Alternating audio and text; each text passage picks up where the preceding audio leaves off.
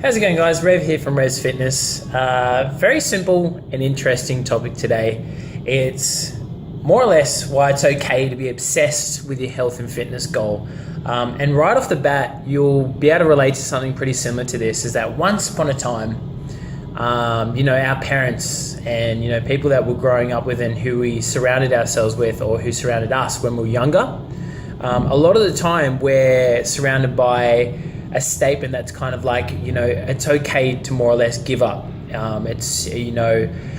Don't push too hard, don't go too hard, that blah, blah, blah, all this sort of stuff. I think, my opinion, has sort of programmed us to, not push as hard for the things that we want to be successful in. It more or less gives us a secondary conversation in our head that kind of justifies why we might not reach certain goals, or justifies why we can give up on certain goals. And to me, that's rubbish, because if it's something that's really important to you, if it's something that you're passionate about, if it's something that you love doing, health and fitness wise, then why shouldn't you go all in on that sort of stuff? I think a lot of people that don't perhaps understand what you're doing right now, people who perhaps more or less don't understand why you need to spend so much time per week or per day or whatever prepping a few meals, or why you have to spend half an hour every couple of days exercising, why you need to sacrifice some social times and sacrifice things in general in order to develop these healthy lifestyle habits that you want to reach the goals that you want. The people that don't understand that will throw comments at you that don't necessarily align with what you want to achieve, and that's fine.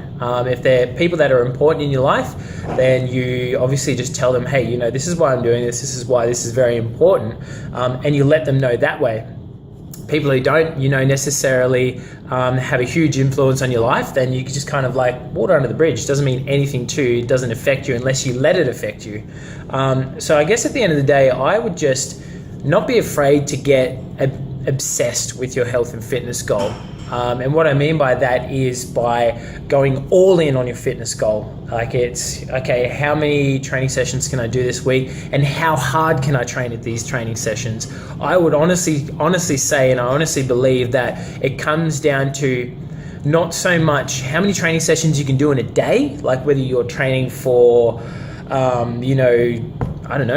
90 minutes to 2 hours per day. Like, that's a long time to be training, and it's, you might get about, let's say, 5 to 6 out of 10 intensity at each of those sessions, or over that entirety of that 90 minutes to 2 hours. Or you could go 110 miles an hour at one 30-minute block. That honestly, to me, is more efficient than going at a more consistent pace here and there, and that's not taking into account the low intensity sort of cardio, just like walking and cycling, that you could be doing. But coming back to the original topic, seriously, if you're sort of held back by people that are putting limiting beliefs on your health and fitness goal, by way of saying something like don't push too hard, don't hurt yourself, don't do this, don't do that. And you can obviously see from their experiences, if you know them well enough, that they actually probably haven't gone down the same path and aren't on the same journey as you.